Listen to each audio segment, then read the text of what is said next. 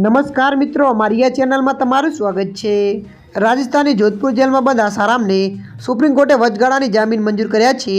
ताजेतरमां बीमार आसाराम बापू ने सारवार माटे महाराष्ट्र लई जवामां आव्यो हतो।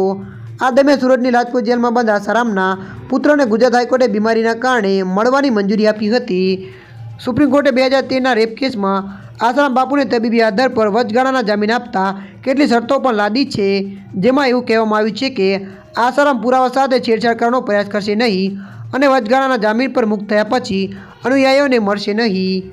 આસારામે 2013 માં યુ શોષણ કેસમાં દોષી ઠેરવવામાં આવ્યો હતો અને તેની સામે કલમ 376 એટલે કે બળાત્કાર અને કલમ 377 હેઠળ કેસ નોંધી આજીવન કેદની સજા ફટકારવામાં આવી હતી।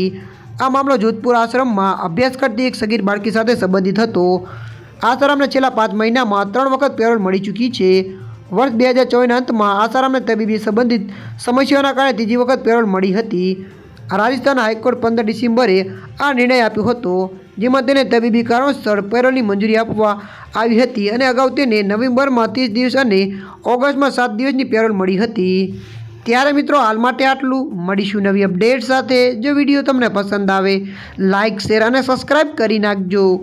धन्यवाद।